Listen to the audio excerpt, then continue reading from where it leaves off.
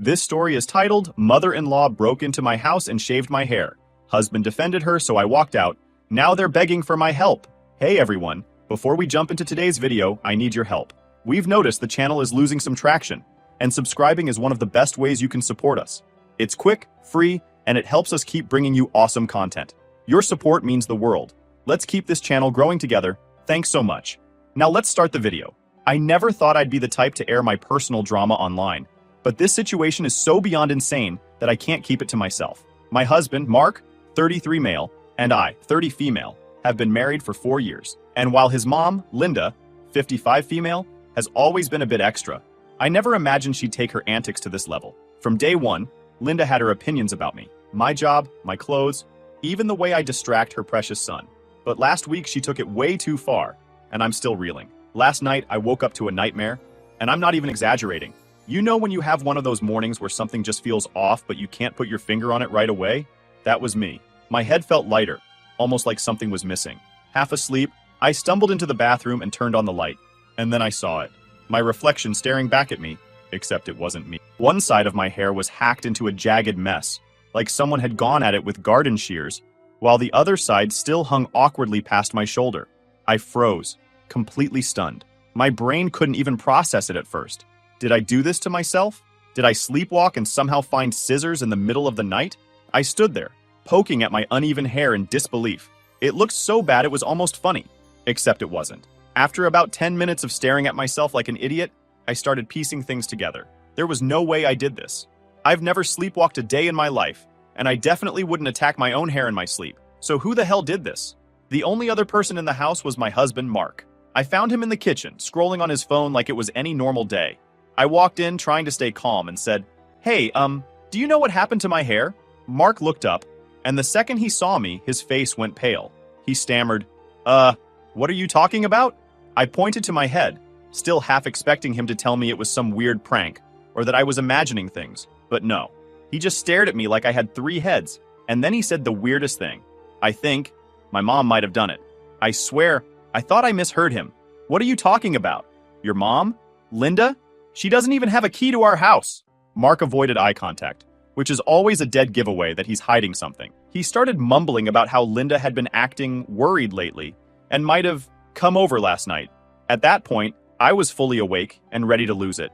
"Are you telling me your mom snuck into our house in the middle of the night and cut my hair?" Mark shrugged like it wasn't a big deal and said, "I don't know. Maybe? Maybe?" I didn't even know how to respond to that. What kind of person breaks into someone's house with scissors and gives them a surprise haircut while they're sleeping? Linda isn't just nosy or overbearing. This was next level insane. Mark finally admitted that Linda had been making some weird comments lately about me and this coworker of mine, Matt, 25 male. Apparently, she decided that I was cheating on Mark, and in her delusional little mind, cutting my hair was some kind of punishment. At this point, I was shaking with anger. I grabbed my phone and called Linda right away. I didn't even bother with pleasantries. "Linda, did you cut my hair last night?" She paused for a second, probably trying to figure out how to lie her way out of it. But then she said, "Well, maybe now you'll think twice before embarrassing my son." Embarrassing him? Lady, I'm the one walking around looking like a rejected emo teenager. After confronting Linda and hearing her ridiculous excuse, I was more confused and furious than ever. It wasn't just that she'd cut my hair, though that alone was horrific. It was her total lack of remorse. She didn't even try to deny it. Instead, she had the audacity to act like she was doing everyone a favor. When I told her that Matt and I were just co-workers and that the lunch was nothing but work-related, she immediately dismissed me. "You expect me to believe that?" She scoffed, as if she'd caught me in some elaborate lie. "I wasn't born yesterday, sweetheart. Women like you always think you can fool everyone. But I see right through you." "Women like me?" I repeated, stunned. What does that even mean? Linda didn't answer directly. Instead, she went on this weird rant about how modern women have no respect for marriage, and how men are always the last to know. It was clear she had made up this entire story in her head, and no amount of logic or evidence was going to change her mind. I tried to explain myself calmly at first, even though I was shaking with rage. "Linda, you're completely wrong. Matt is just a co-worker. We were discussing a project at work. Mark knows I have to meet with co-workers sometimes. It's part of my job. That's what they all say. I know the signs, and you've been giving off plenty of them," she said. At that point, I lost it. The signs? Linda, you don't even live with us. You see me once a week, if that. What signs are you talking about? She had no real answer, of course. She just kept spewing nonsense about how she was protecting her son and how I should be grateful she didn't do something worse. Grateful? Grateful for what? For violating my privacy? For sneaking into my house like a criminal? For humiliating me? It was so absurd that I almost laughed. Almost. When I hung up the phone, I felt like I just argued with a brick wall. I turned to Mark, hoping for some kind of support, but he looked like he wanted to disappear. Well, I said, crossing my arms, what are you going to do about this? He sighed, running a hand through his hair. I don't know. She's my mom. She's just worried about me. Worried about you? I shot back. She's delusional, Mark. She broke into our house and cut my hair because she thinks I'm cheating on you. How is that okay in any universe? Mark didn't answer right away. Instead, he started pacing around the kitchen, mumbling excuses for Linda. She's old-fashioned. She's protective. She's always been like this. I don't care what she's like, I snapped. What she did was crazy and illegal and humiliating. You need to stand up to her and tell her this is unacceptable. Mark nodded vaguely, but I could tell he wasn't really listening. He's always had a hard time standing up to Linda, and I knew this situation was no different. It's like she has some kind of power over him, a way of making him feel like a little kid again, even though he's a grown man. That night, I couldn't stop replaying the conversation in my head. Linda's words kept echoing. Women like you always think they can fool everyone. What the hell was that supposed to mean? I'd been nothing but faithful to Mark since the day we met. I've always taken my marriage seriously, even when Linda tried to insert herself into every little decision we made. And now she was trying to tear us apart with some made-up story about me cheating. I felt so violated, not just by Linda, but by Mark, too. His refusal to stand up for me felt like a betrayal in itself. I couldn't understand how he could just shrug this off like it was no big deal. I went to bed that night with a knot in my stomach, knowing that this wasn't over. Linda might have been the one holding the scissors, but Mark's lack of support cut just as deep. The next morning, I decided to lay down some ground rule. I sat Mark down at the kitchen table and said, "We need to talk about your mom. What she did was completely out of line, and I'm not going to let her get away with it." Mark looked uncomfortable, but he nodded. "Okay, what do you want to do?" "For starters, I want her out of our lives," I said firmly. "She can't come over here anymore, not until she apologizes and gets help." "Help?" Mark asked, frowning. "Yes, help," I said. "She broke into our house and cut my hair, Mark. That's not normal. She needs therapy or something." Mark shifted in his seat, looking torn. "I don't know. She's my mom. I can't just cut her out like that." I took a deep breath, trying to keep my anger in check. "I'm not asking you to cut her out forever, but she needs consequences. If we just let this slide, she'll think it's okay to keep crossing boundaries." Mark didn't argue, but he didn't exactly agree either. He just mumbled something about needing time to think. Meanwhile, Linda kept calling and texting me, acting like she was the victim in all this. She accused me of being selfish for not forgiving her. One text even said, "If you really loved Mark, you'd understand why I did what I did." I couldn't believe the nerve of this woman. She genuinely thought she was in the right, that her actions were justified because she was protecting her son. It was like she was living in some alternate reality, where she got to decide who I was and what my intentions were. By the end of the week, I was at my breaking point. Between Mark's indecisiveness and Linda's nonstop harassment, I felt like I was going crazy. I couldn't eat, I couldn't sleep, and every time I looked in the mirror, I was reminded of what she'd done to me. Something had to give. I told Mark that if he couldn't stand up to his mom, I would. "She's not welcome in this house," I said firmly, "and if you can't tell her that, I will." Mark looked panicked, like I just asked him to climb Mount Everest. "Can we at least wait a few days?" he pleaded. "No," I said. "This has gone on long enough. Either you talk to her, or I do." He finally agreed to confront Linda with me, but I could tell he wasn't happy about it.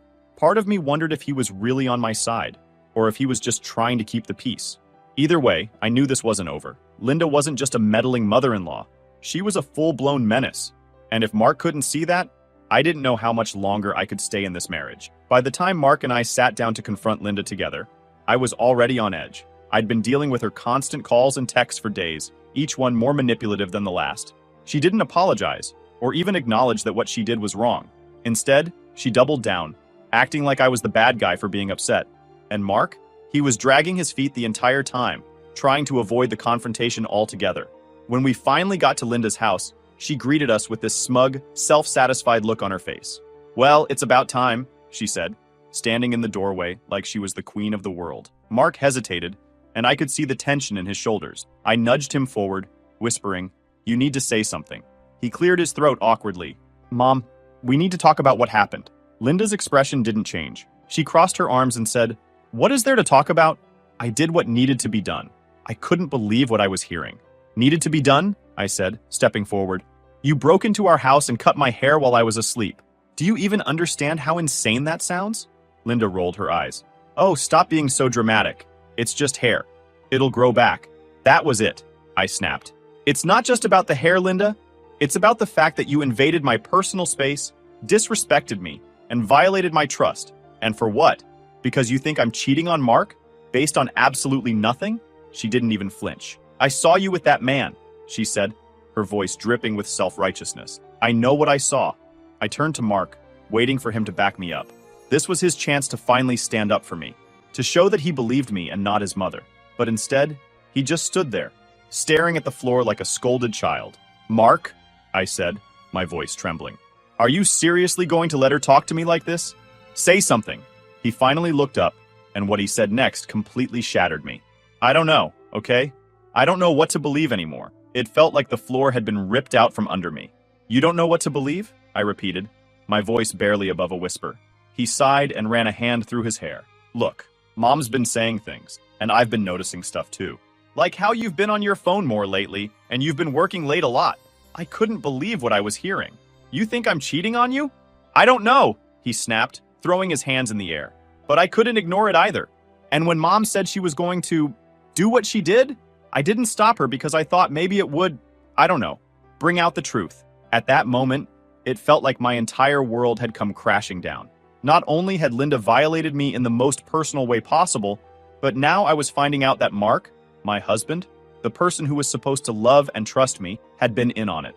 He let this happen because he believed his mom's paranoid delusions over me. I took a deep breath, trying to keep myself from completely losing it. "So, let me get this straight," I said, my voice shaking. "You thought I was cheating on you, and instead of talking to me like an adult, you let your mom sneak into our house and assault me in my sleep? That's how little you trust me?" Mark looked at me, guilt written all over his face, but he didn't say anything. That silence told me everything I needed to know. Meanwhile, Linda was sitting there with a satisfied smirk, like she'd just won some twisted game. "See?" she said, addressing Mark. "I told you she wasn't innocent. Look at how defensive she's being." I turned to her, shaking with anger. "I'm defensive because you're accusing me of something I didn't do. I've never cheated on Mark, and I never would. Matt is just a co-worker, but even if he wasn't, that still wouldn't justify what you did. You're not the morality police, Linda. You're a bully." Her face darkened, and for a moment, she looked like she was going to argue. But then she just shrugged and said, "Believe what you want. I did what I had to do for my son. I couldn't stay in that house a second longer." I turned to Mark and said, "I'm done. If you can't see how insane this is, then I can't be with you." "What are you saying?" he asked, panic flashing in his eyes. "I'm saying I'm leaving," I said firmly. "You and your mom can have each other. I'm done trying to prove myself to either of you." I went home, packed a bag, and left to stay with my friend Chloe, 30 female. The whole drive there, I kept replaying everything in my head. The way Linda had smirked, the way Mark had hesitated, the way they had both made me feel like a liar and a villain. When I got to Chloe's, I broke down completely. She hugged me while I sobbed, telling her the whole story between gasps for air. "How could he believe her over me?" I asked, my voice raw. "I've done nothing but love him, and this is how he repays me?" Chloe shook her head, looking just as furious as I felt. "This isn't about you, hun. It's about them. Linda's crazy, and Mark's too weak to stand up to her. You deserve better than this." Hearing her say that stung, but it also felt like the truth. Mark had always struggled to set boundaries with Linda. She'd meddled in everything from our wedding planning to how we decorated our home. She had opinions on everything, how I dressed, how I cooked, even how I talked to Mark. I'd chalked it up to overprotectiveness, but now I realized it was so much more than that. She was right, of course, but that didn't make it hurt any less. I felt humiliated, betrayed, and completely alone. The person I thought I could trust more than anyone else in the world had let me down in the worst possible way. Over the next few days, I barely slept or ate. I couldn't stop thinking about what had happened, about how easily Mark had thrown our relationship under the bus because of his mom's manipulative lies. It wasn't just the haircut. It was the lack of trust, the lack of respect, the lack of everything that makes a marriage work. And the worst part? Mark wasn't even trying to fix it. Sure, he sent a few texts apologizing and saying he wanted to talk, but it all felt hollow. If he really wanted to make things right, he wouldn't be hiding behind his phone. He'd be here, fighting for me. But he wasn't, and that told me everything I needed to know. The next morning, I woke up to a flurry of missed calls and texts from Mark. At first, I thought maybe he'd finally grown a spine and was ready to take responsibility. But no, the texts were the same as always. Can we please talk? I know you're mad, but we can work this out. I'm really sorry. I just didn't know what to do. What was there to talk about? What was left to work out? He'd shown me who he was. Someone who would always put his mother's feelings above mine, no matter how much it hurt me. Then there were Linda's messages. I hadn't blocked her yet, though I probably should have. She'd been sending these long, ranting voicemails about how I was tearing the family apart, and how I needed to come home and be a good wife. She even said, "Mark is miserable without you. If you really cared about him, you'd stop being so selfish and forgive us." Selfish? Linda really thought I was the selfish one in all of this? I played one of her voicemails for Chloe, who immediately snatched my phone out of my hand and deleted it. "Why are you even listening to her?" she asked, her voice sharp. "She's crazy, and you don't owe her anything." She was right, of course, but it was hard to ignore the guilt gnawing at me. I wasn't the one who'd done anything wrong, but Linda had a way of twisting things, making me feel like I was the problem. Over the next few days, I started thinking more seriously about what I wanted. Did I really want to stay in a marriage where my husband didn't trust me? Where his mother had so much control over his thoughts and actions? The answer was becoming painfully clear, but leaving wasn't as simple as just walking away. Mark and I had a life together, a shared bank account, a lease, furniture we'd picked out together, and part of me still loved him, even though I hated what he'd done. It felt like a betrayal of my own heart to admit that our relationship was broken beyond repair. Chloe, ever the practical one, sat me down and helped me make a list. "Okay," she said, tapping a pen against her notebook. "If you're serious about leaving, you need a plan. First, where are you going to live?" "I don't know," I admitted. "I can't stay here forever." "Well, you're welcome to stay as long as you need," she said. "But eventually, you'll need your own space. Do you have any savings?" "Some," I said, "but most of it's tied up in our joint account." "Then step one is to open a new account," she said firmly. "Transfer whatever's yours before Mark can touch it. You don't want to be left with nothing if things get messy." She was right, of course, but the thought of taking those steps, of making this real, was terrifying. Still, I knew I couldn't stay stuck in limbo forever. Later that day, I sat down with my laptop and started looking up divorce lawyers. Just typing the word divorce into the search bar made my chest tighten. This wasn't what I'd wanted for my life. I'd married Mark because I thought he was the one, because I believed we could build a future together. Now, that future felt like a cruel joke. I found a few local lawyers and sent out some inquiries, explaining my situation as best I could without breaking down. One of them called me back almost immediately, and we set up a consultation for the next day. That night, I lay awake in Chloe's guest room, staring at the ceiling and thinking about everything I'd lost. My trust in Mark, my sense of security, even my hair. It all felt like it had been ripped away from me in an instant. But beneath the sadness, there was a growing sense of determination. I deserved better than this. Better than Mark's spinelessness. Better than Linda's manipulation. Better than a life where I constantly had to prove my worth to people who were supposed to love me unconditionally. The consultation with the lawyer was a turning point. She listened patiently as I explained what had happened, taking notes and asking questions when necessary. When I was finished, she looked at me and said, "You have every right to be angry. What your mother-in-law did wasn't just invasive, it was criminal. And your husband's complicity makes it even worse." Hearing someone else validate my feelings was a relief I hadn't realized I needed. The lawyer explained my options. I could file for divorce, press charges against Linda, or both. She assured me that I didn't have to decide everything right away, but I needed to start protecting myself, financially, legally, and emotionally. By the time I left her office, I felt more in control than I had in weeks. For the first time, I had a plan. A way to take back some of the power that Linda and Mark had stolen from me. Over the next few days, I started putting the plan into action. I opened a new bank account and transferred my portion of our savings. I changed the passwords on all my accounts and made sure Linda didn't have access to any of my personal information. I also blocked Linda's number. I didn't need to hear any more of her rants or guilt trips. As far as I was concerned, she was out of my life for good. Mark, however, was harder to cut off. He kept texting and calling, begging me to come home. One night, he even showed up at Chloe's door looking like a wreck. "Please," he said, his voice breaking. "I'll do whatever it takes to fix this. Just come back." But I couldn't. Not after everything that had happened. "I don't think there's anything left to fix," I told him, my voice steady despite the lump in my throat. He left after that, and I haven't heard from him since. Breaking point reached, I knew this was the end of my marriage. It hurt like hell, but it also felt like a weight had been lifted. For the first time in years, I wasn't living under Linda's shadow, or bending over backward to make Mark happy. This was the start of something new, something better. After the confrontation with Linda and my decision to leave Mark, I knew I couldn't just walk away without holding them accountable. The haircut was a symbol of something far deeper, the utter disregard for my boundaries, my trust, and my dignity. It wasn't just Linda's crime, it was Mark's complicity that hurt the most. I realized I needed to take action, not just for myself, but to ensure neither of them would ever think this behavior was acceptable again. Pressing charges against Linda seemed like the obvious next step, but the idea of involving the police made me uneasy. What if it just makes everything messier? I asked Chloe as we sat at her kitchen table, a pile of papers spread out in front of us. Chloe shook her head. Messier than what? She broke into your house and assaulted you in your sleep. That's not something you just let slide. If you don't do something, she'll think she can get away with it, and who knows what she'll try next. She had a point. Linda had already shown she wasn't afraid to cross boundaries. If I let this go, what would stop her from coming after me again? The next morning, I gathered everything I had as evidence. I took photos of my hair, the hacked-up mess she'd left me with, and the texts and voicemails she'd sent me afterward. I wrote out a detailed timeline of events, starting with the lunch I'd had with Matt that had apparently sparked her delusional accusations. I also decided to press record every time Linda called. Even though I'd blocked her on my phone, she'd found other ways to contact me, including calling from unknown numbers. One of the messages she left was particularly chilling. "You can run all you want, but you'll always be my son's wife. You owe it to him to come back and fix this." Owe it to him? The only thing I owed anyone was justice.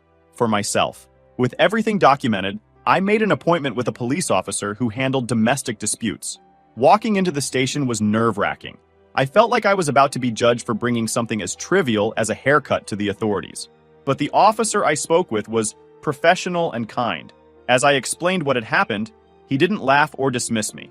Instead, he nodded, taking detailed notes. When I finished, the officer leaned forward and said, "You're absolutely right to report this. What your mother-in-law did is considered assault, and the fact that she entered your home without permission makes it even more serious. We'll file a report and take it from there." For so long, I'd felt like I was overreacting or being dramatic, but now I had someone on my side who understood the gravity of what had happened. After filing the police report, I turned my attention back to Mark. I'd already told him our marriage was over, but now I needed to make it official. I called my lawyer and began the process of filing for divorce. The lawyer was incredibly supportive, walking me through each step and explaining what to expect. "Given the circumstances," she said, "I think you have a strong case for a restraining order against your mother-in-law. And as for your husband, we'll make sure the division of assets is fair. Do you think he'll contest the divorce?" I thought about it for a moment. Mark wasn't a bad person at his core, but he was weak, and he'd always let Linda call the shots. I couldn't imagine him putting up much of a fight. "I don't think so," I said. "He'll probably just go along with whatever Linda tells him to do." The lawyer nodded. "We'll be prepared either way." The next few weeks were a whirlwind of legal meetings, therapy sessions, and long conversations with Chloe. I also began looking for a new place to live. Staying with Chloe had been a lifesaver, but I didn't want to overstay my welcome. Plus, I knew I needed a space of my own. A fresh start where I could heal and rebuild without the constant reminders of what had happened. Throughout this time, Linda continued to loom in the background like a dark cloud. She hadn't been arrested yet, but the police assured me that they were investigating my case and that charges would likely be filed soon. Knowing that she might finally face consequences gave me a sense of closure. Sure enough, a week later, I got a call from an unknown number. Against my better judgment, I answered it. And of course, it was Linda. "You think you're so smart, don't you?" she hissed. "Running to the police, tearing apart your marriage, ruining my son's life. You're nothing but a coward." I hung up without saying a word. After that, I changed my phone number and gave the new one only to a handful of trusted friends and family members. I also let the police know about the call, adding it to the growing list of evidence against Linda. By the time Linda was officially charged with assault and breaking and entering, I felt a sense of justice I hadn't thought possible. It didn't erase what she'd done, but it sent a clear message. I wasn't going to let her or anyone else walk all over me ever again. As for Mark, he eventually reached out through my lawyer, asking for one final conversation. I declined. There was nothing left to say. I wasn't the same person I'd been when I married him. And honestly, that was a good thing. One of the first things I did after moving into my new apartment was cut off all remaining ties to Linda and Mark. Legally, things were still in progress. The divorce paperwork was being finalized, and Linda's charges were moving through the system. But emotionally, I was ready to let them go. I blocked Mark on every platform, even though he hadn't reached out since our last communication through the lawyer. Part of me wondered if he'd given up, or if Linda was still pulling his strings behind the scenes. Either way, it didn't matter anymore. Now, Linda's facing legal charges, and Mark, he's exactly where he wants to be, wrapped in her apron strings. It's a weird kind of freedom to let go of people who never really had your back. I might not have my long hair anymore, but at least I've got my dignity, and that's something Linda or Mark could never take from me.